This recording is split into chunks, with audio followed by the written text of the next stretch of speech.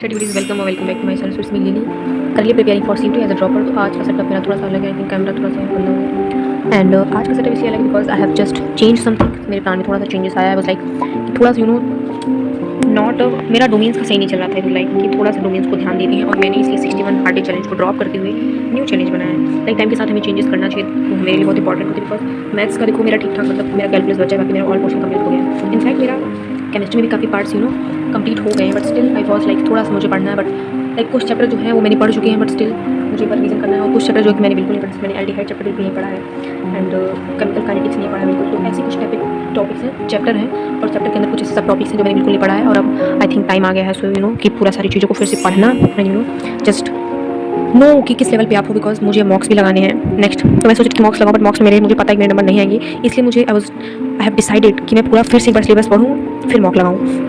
तो इसलिए मैंने 50 डे हार्ड डे चैलेंज लिया है ये फॉर डोमेन्स। बाकी इंग्लिश और जो चीज़ चल रही थी वो सारी ठीक है, जैसे कि जो सारी चीज़ें चल रही थी मेरे डेली बेसिस पे। लाइक मैं देखो डोमेन्स का मैं समझ नहीं पाती, मैं कुछ लिख रही थी और क्या करी थी। I have no like track of my domain subject, that's I have made this. और इसमें मैंने पेंसिल से इसलिए लिखा है because not every days are same. So कुछ डेज में अगर मेरा नहीं कंप्लीट हुआ तो ऑफकोर्स मैं एक्सटेंड कर लूँगी, बिकॉज पढ़ना तो हमें ही है, चाहे पहले पढ़ो चाहे लास्ट में पढ़ो।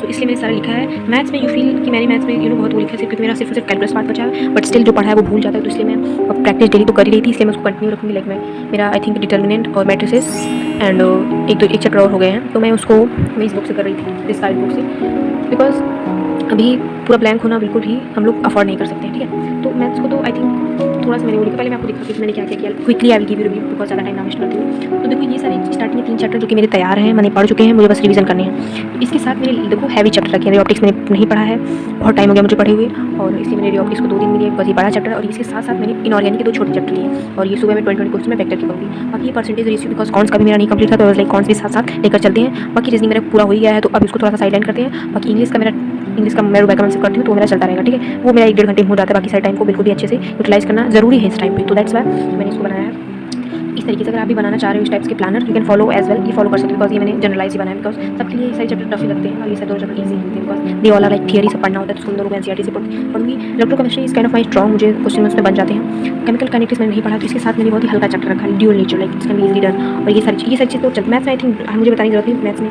मैं जो जब इधर का मुझे हल्का पड़ा तो मैं फिर से स्टार्ट कर दूँगी बिकॉज क्योंकि इधर मैंने मैथ्स को थोड़ा सा 20 सेकंड तक मैं उसको थोड़ा सा हल्का रखूँगी, और फिर उसके बाद 23rd से मैं मैथ्स को फिर से स्टार्ट करूँगी बिकॉज कैलकुलस इस मंथ में ही कंप्लीट करना है मुझे, ताकि नेक्स्ट मंथ में सिर्फ क्वेश्चन लग सके वीक टॉपिक्स हो।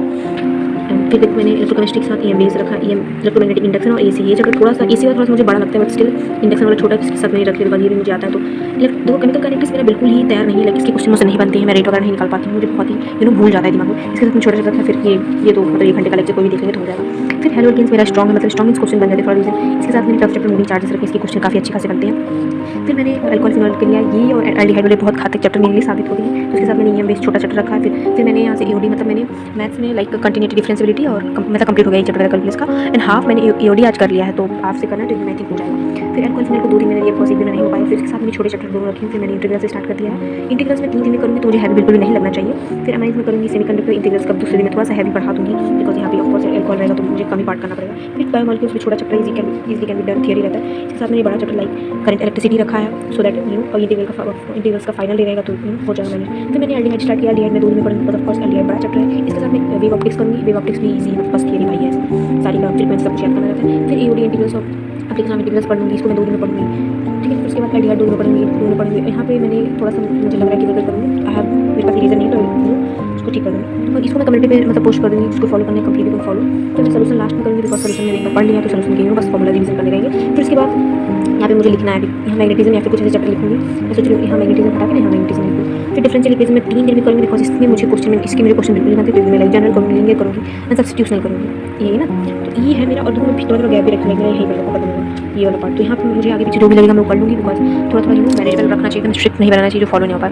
तो ये था मेरा आज का हाईलाइट्स ऑफ द थिंग।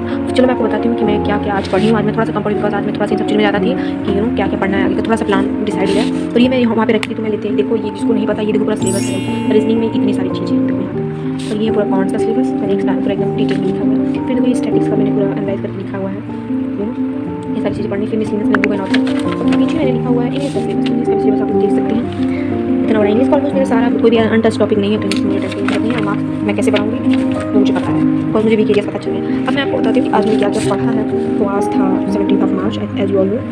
तो आज मैं डे वगैरह नहीं बोलूँगी बिकॉज आज से मैं मतलब आज बोल देते हैं, आज मेरा 17th day of 61 Hardy challenge, कल से मेरा डे 1 रहेगा और 50 हार्डी चैलेंज, जिसमें सिर्फ और सिर्फ सिलेबस कंप्लीट रहेगा। तो मैंने आज T20 सीरीज कंप्लीट किया। नरेशन का मैंने रिवीजन किया बिकॉज पिछले में मैंने नरेशन बताया था मेरे गलत हो रहे थे। फिर GT मैंने स्पीड डिस्टेंस टाइम का हाफ किया था, तो आज हाफ मुझे करना है, मतलब क्वेश्चन सॉल्व करना है। फिर PDF ऑफ डिफरेंशिएबिलिटी सॉल्व मैंने कर लिया, मैंने पैसेज भी आज कर लिया।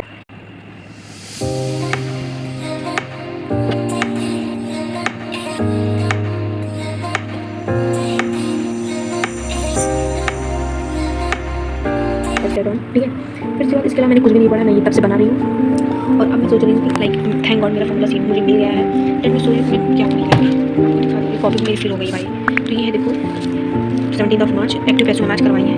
इसमें बहुत हल्का क्वेश्चन था, T20 सीरीज का लेक्चर 6। तो इसमें मेरे सिर्फ और सिर्फ लाइक एक ही गलत, 2 ही गलत हुआ था। तो बहुत हल्के क्वेश्चन थे और ये मैं 5 होमवर्क दिए हैं जो कि हमें कल दिखाना होगा उनको। एंड उसके अलावा मैंने कुछ भी नहीं पढ़ा बिकॉज आई वाज लाइक कि मैं थोड़ा सा इसमें टेंसेस भी चल रही हूँ कि मुझे अभी ना टेस्ट सीरीज परचेस करनी है ऑफ लाइक किसी ना किसी चीज़ का। फिर मैं सोची यार मेरा तो सिलेबस नहीं कंप्लीट डोमेन्स पार्ट, किसी मुझे पूरा टेंशन हो गया, इसलिए दिन भर पूरा प्रोक्रेस्टिनेट करते चली गई। बट अभी मैं पूरा एकदम मतलब क्लियर है मेरा एम, मुझे क्या करना है। मैंने इतने दिन में अच्छे से कर लूँगी बिकॉज मैंने सारे सब जो मतलब जो लेंथी चैप्टर उसको मैंने अच्छे से टाइम दिया है। शायद लाइक मेरी वो मैं आपको दिखाती हूँ the formula seat of physics.